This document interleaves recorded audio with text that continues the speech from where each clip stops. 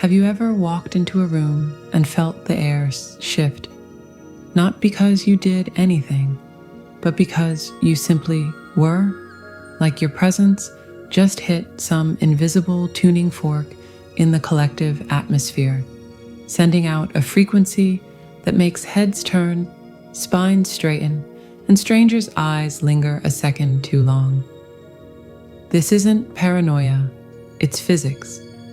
When Kundalini awakens, it doesn't just rearrange your internal wiring, it turns you into a walking lightning rod for attention.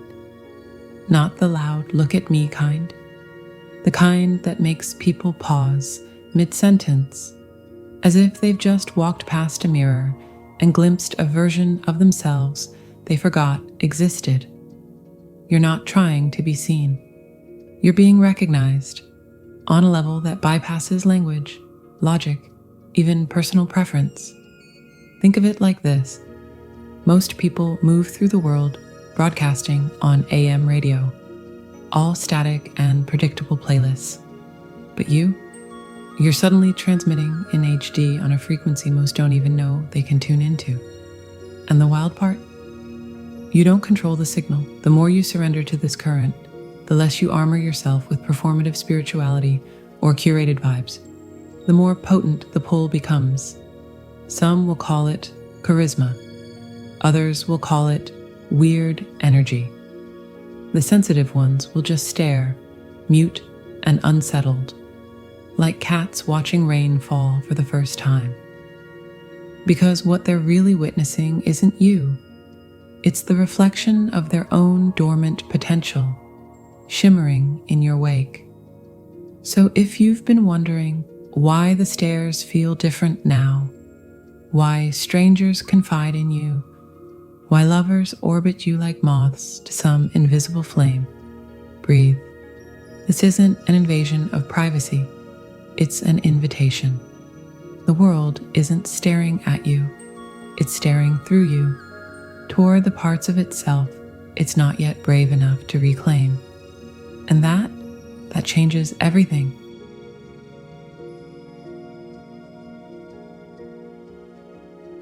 You ever walk into a room and suddenly, bam, every pair of eyes swivels toward you like you're the last slice of pizza at a party? And no, it's not because your hair's doing that weird thing again. Though, let's be real, post-Kundalini hair has thoughts of its own. It's because your energy, that shimmering electric thing buzzing just beneath your skin, has decided to throw a rave, and everyone's invited. Kundalini doesn't just wake you up, it cranks your aura's volume to 11. Imagine your energy field used to be a polite little candle flame. Now, you're a bonfire in a world of matchsticks. People don't even know why they're staring. They just are. Some lean in like you're a mystery novel they can't put down.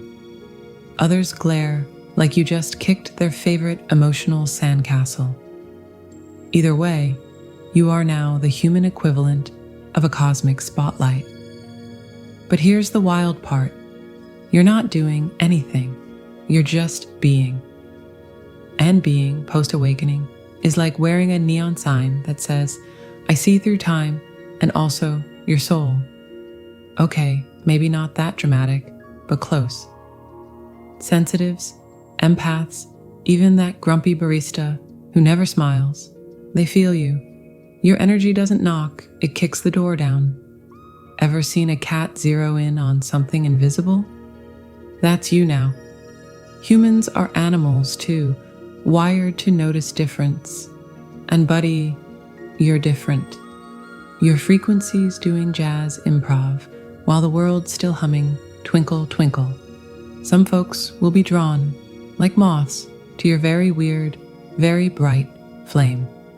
Others, they'll fidget, because your energy's not just bigger, it's honest. And honesty, that's terrifying to anyone still hiding from themselves. So yeah, you're getting stared at, not because you're trying to be seen, but because you can't be unseen. Kundalini didn't just awaken you, it uncloaked you. And the world, it's noticing.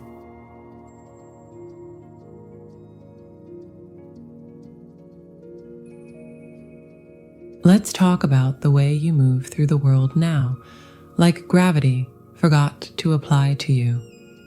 Before Kundalini, maybe you shuffled through life, apologizing to air molecules for taking up space. Now, you enter a room like it's been waiting for you. And that's why people stare. It's not arrogance, it's not even confidence in the way self-help gurus sell it. Fake it till you make it, as if you're a knockoff purse trying to pass for leather. No, this is different.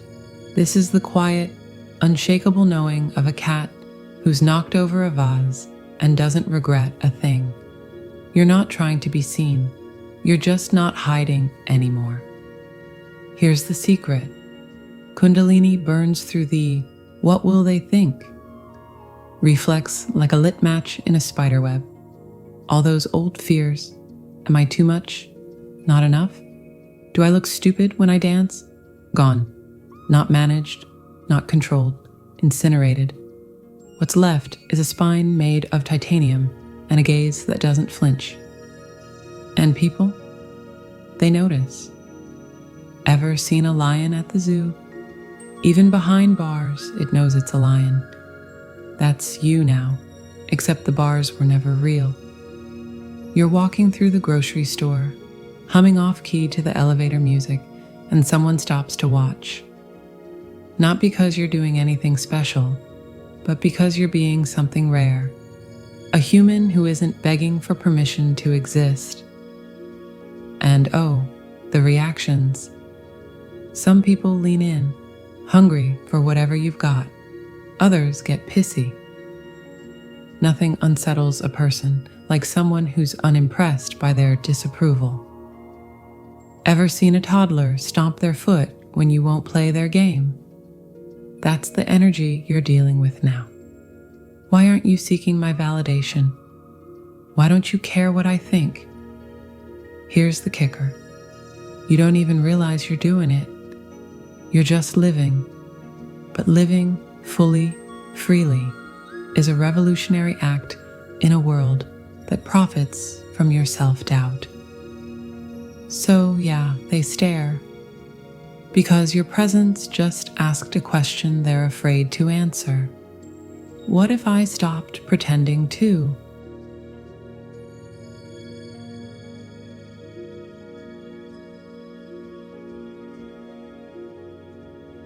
You know that moment when you're trying to keep a straight face, but your eyebrows betray you?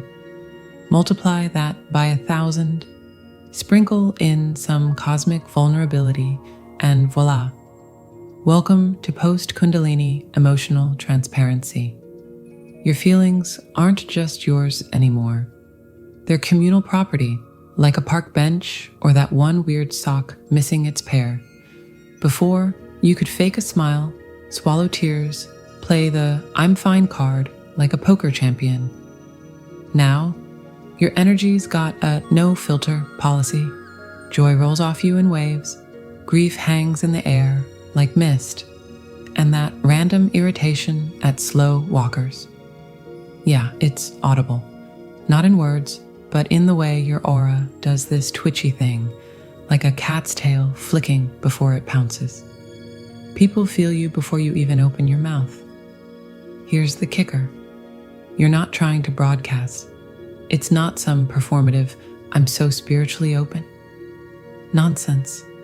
This is involuntary, uncensored. Like your soul got tired of whispering and bought a megaphone. And the world? It's listening. Some lean in, mesmerized by the raw, unfiltered aliveness of you. Others, they back away, because your truth shines a flashlight on all the emotions they've stuffed into their mental junk drawer. Ever walked past someone and known they were angry even though their face was calm? That's you now, except you're the open book. Your co-worker, that random dude on the subway, They're catching vibes, and it's weirding them out. Why do I feel like I know exactly what this stranger is thinking? Because you're thinking out loud, energetically speaking. But here's the beautiful part. This isn't oversharing. It's authenticity in HD. No more emotional airbrushing. No more, I'll hide my mess so you'll like me. You're a walking, talking, this is me, take it or leave it billboard. And yeah, that terrifies people who still believe love is earned through perfection. But for the right ones, it's a relief. Finally, someone who isn't a locked vault. Finally, a heartbeat they can trust.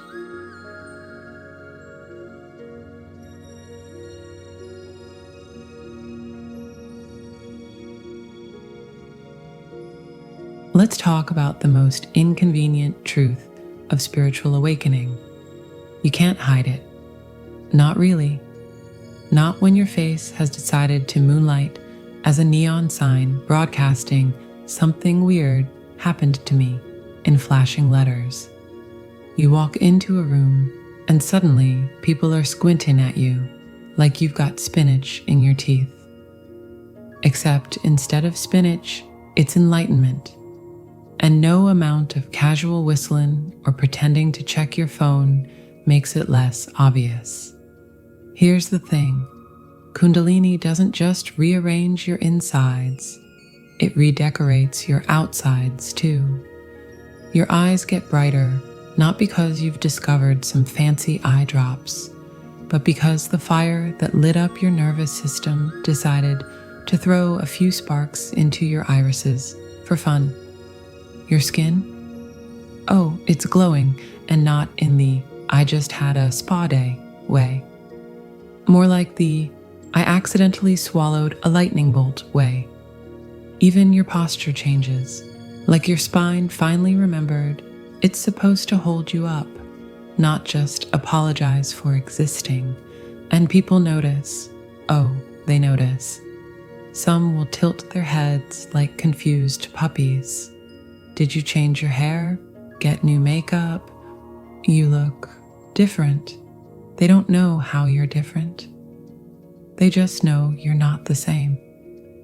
Others will straight up accuse you of something. Are you in love? Did you get work done? What's your secret? Little do they know your secret involved a cosmic defibrillator and a willingness to cry in public. But here's the kicker. This isn't vanity, it's visibility. When energy moves through you like that, it doesn't just stay inside, it spills out, it radiates. You could be wearing a potato sack with bedhead, and someone would still stop you to say, "You look really good?" And you'd just nod, because what are you supposed to say? "Thanks, my chakras had a garage sale." The wildest part, you don't even see it yourself. You'll stare in the mirror, waiting for the glow everyone's gushing about, and all you'll see is you, just you, but more, like someone turned up the contrast on your soul. Meanwhile, strangers are out here getting emotional over your cheekbones. There's just something about you. Yeah, there is. And good luck explaining it without sounding like you've joined a cult. So yeah, you're glowing. Not because you're trying to, but because truth tends to shine like that. And the world, it's noticing.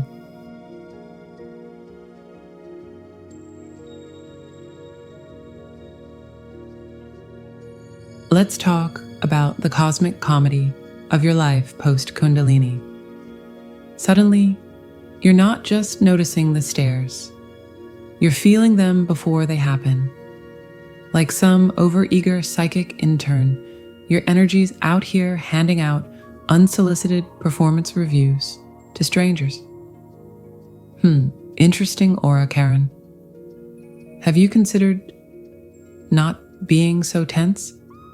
Here's the thing, your intuition isn't just sharper now. It's turned into this obnoxiously perceptive friend who ruins movie plots by whispering spoilers during the opening credits. You'll lock eyes with someone across a coffee shop and know they're grieving. A coworker will sigh, and you'll taste their divorce. And the wild part? You don't even try. It just happens, like your nervous system upgraded from dial-up to quantum entanglement overnight. But here's where it gets meta. The more you notice, the more you're noticed. It's like when you spot a hidden camera. Suddenly, you're on camera too. Your heightened awareness isn't a one-way street. It's a feedback loop of, I see you seeing me, seeing you. That barista who held your gaze 2 seconds too long, they felt you feeling their childhood fear of abandonment. The guy on the subway who randomly sat next to you, his soul's in your DMS before either of you speak a word. You used to walk through the world like a tourist. Now you're the tour guide, the street performer, and the oddly specific graffiti on the bathroom wall that makes people go, wait, how did they know? Every glance thrown your way carries subtext. Do you know me? Are we supposed to know each other? Why do I feel like you've already forgiven me for something I haven't done yet? And the punchline, half the time, you don't even understand what you're picking up. You'll catch someone staring and think, oh God, do I have chia seeds in my teeth, or is this a past life thing? Your energy's out here writing checks. Your brain can't cash, leaving you to smile awkwardly while spiritually eavesdropping on someone's existential crisis. But here's the secret. This isn't just about you being psychic. It's about them waking up through you. Your presence, amplified, dialed in, unavoidable, acts like a mirror held up to every unprocessed emotion in the room. Some people will love that. Others will hate it. Most will just stare, caught between who is this person and why do I feel like they are me? So yeah, you're being stared at. Not because you're weird, but because you've become a walking click here for spiritual FAQs. Pop up in a world running on autopilot. And the best part, you don't have to do a thing. Just keep glowing, knowing, and occasionally pretending not to notice when someone's aura bursts into tears at the grocery store.